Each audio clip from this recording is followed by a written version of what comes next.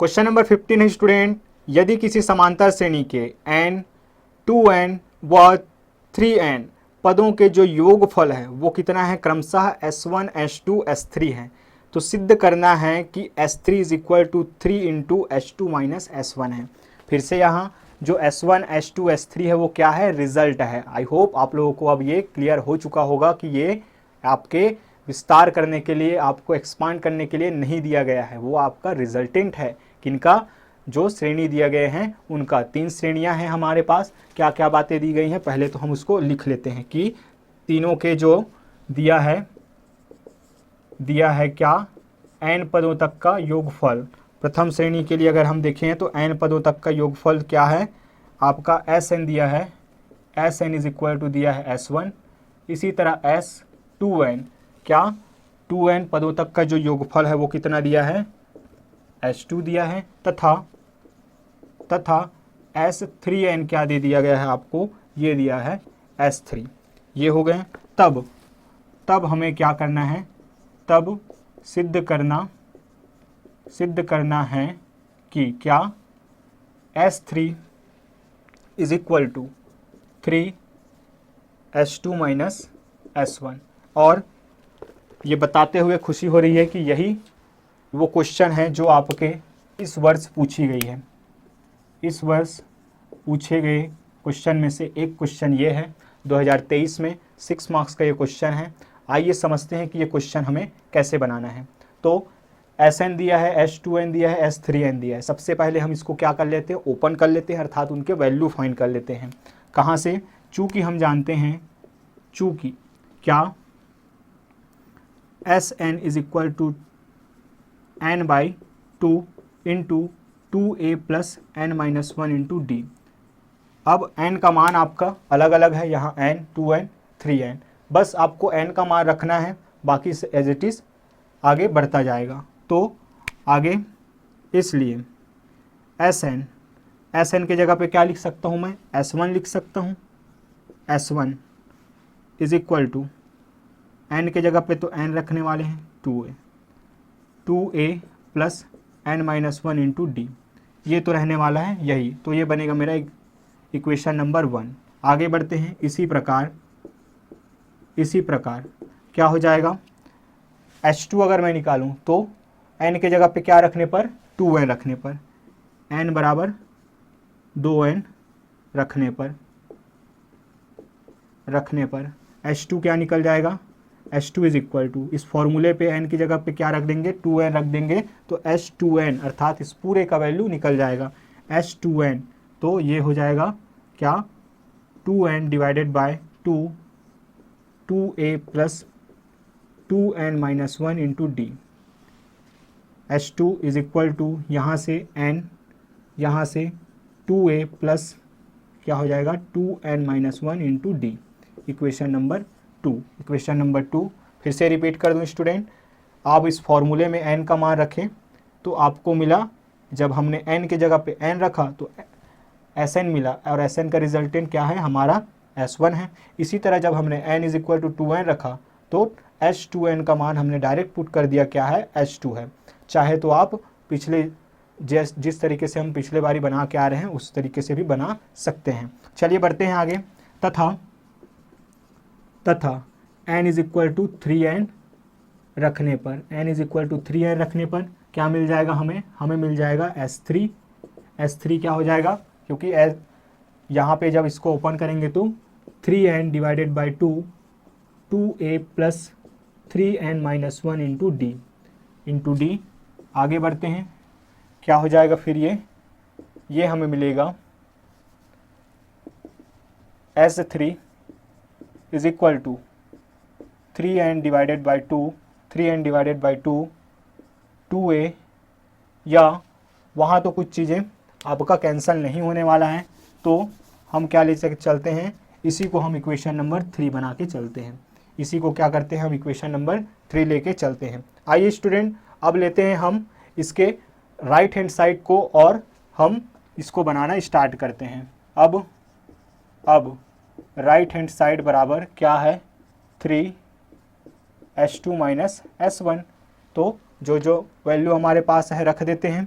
क्या हो जाएगा, ये हो जाएगा right hand side is equal to 3 into H2 तो बिग ब्रैकेट के साथ हम इसको शुरुआत करेंगे। H2 का मान है n करली bracket 2a plus 2n minus 1 into D, 2n minus 1 into D करली ब्रैकेट क्लोज, माइनस ये हो जाएगा 3n divided by 2, 3n divided by 2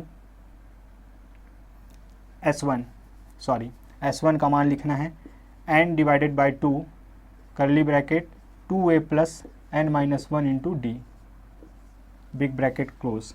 चलिए ये रहा H2 का वैल्यू, ये रहा S1 का वैल्यू। अब आगे बढ़ते हैं। अगर हम इसको सॉल्व करने जाएं तो सबसे पहले यहाँ भी n है, यहाँ भी n है, हम क्या करते हैं इस n को कॉमन ले लेते हैं। तो n जब कॉमन आ जाएगा तो क्या आ जाएगा, 3n यहाँ पे आ जाएगा, यहाँ पे बचेगा 2a प्लस या उससे पहले एक और बात कि क्यों ना मैं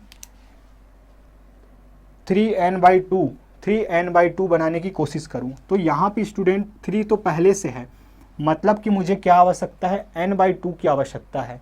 यहाँ भी n/2 है, यहाँ n है, यहाँ बाई 2 नहीं है, अपॉन में 2 नहीं है। तो अपॉन में 2 नहीं है तो हम क्या कर सकते हैं, यहाँ 2 का गुना और 2 का भाग कर सकते हैं। क्या बातें समझ आई? ऐसा हमें हमेशा करते हैं जब कभी भी हमें ज़रूरत पड़ती है। तो यहाँ भी अब क्या बन जाएगा, n/2 यहाँ पे भी बन जाएगा। हमने क्या किया, 2 का गुना और 2 का भाग। अगर आप इसको कैंसिल करेंगे तो हमारा n एज इट इज़ बना रहेगा। आगे बढ़ते हैं तो फिर अब ये हो जाएगा 2n minus 1 into D minus n divided by 2a plus n minus 1 into D. अब मैं यहाँ से भी n/2 और यहाँ से भी n/2 क्या करता हूँ, कॉमन ले लेता हूँ। तो क्या हो जाएगा, यहाँ से 3 और n/2 मैंने बाहर कर लिया, तो यहाँ बच जाएगा 2, यहाँ n/2 बाहर, तो यहाँ पे बचेगा 2 bracket 2a plus 2n minus 1 into D minus यहाँ तो n/2 पूरा बाहर, तो माइनस साइन अंदर जाएगा तो क्या हो जाएगा 2a minus n minus 1 into D. चलिए करली ब्रैकेट तो हमने सॉल्व कर लिया। यहाँ से क्या हो जाएगा 3n/2। अब हम देख रहे हैं कि 3n/2 हमने बना लिया है। अब हमें आवश्यकता है क्या, बाकी अंदर के जो स्टेप्स हैं, जो टर्म्स हैं, उनको बनाना। अब इनका अगर मल्टीप्लाई करूँ अंदर तो क्या हो जाएगा, ये हो जाएगा 2 इंटू, या सबसे पहला बॉडमॉस के रूल के अनुसार कि अंदर के ब्रैकेट को सबसे पहले सॉल्व करेंगे, तो ये हो जाएगा 2 इंटू 2a प्लस ये हो जाएगा 2n/d minus D minus 2a minus ये हो जाएगा माइनस n/d और ये प्लस d। आगे बढ़ते हैं इस तरीके से 3n डिवाइडेड बाई 2। अब ये हो जाएगा 2a 4a, यहाँ से 4n/d और ये हो जाएगा minus 2d minus 2a minus n/d plus d।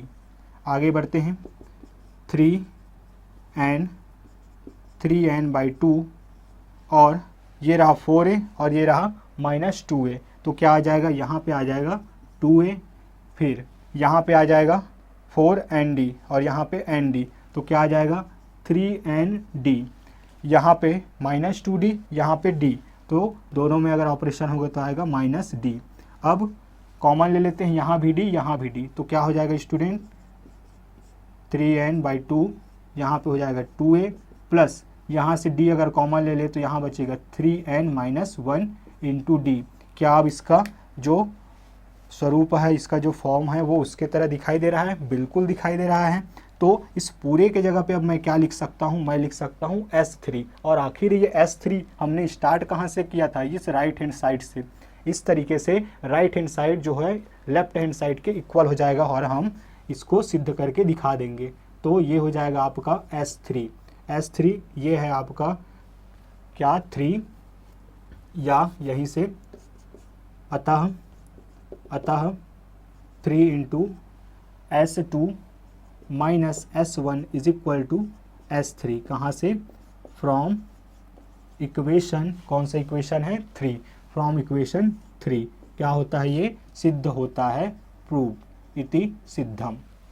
ये बहुत ही इंपॉर्टेंट क्वेश्चन और इस वर्ष पूछा गया ये क्वेश्चन है स्टूडेंट। तो इसको बड़े ही ध्यान से आपको बनाने हैं। चलिए, इस तरीके से हमने चैप्टर नंबर 4 को भी कंप्लीट कर लिया है।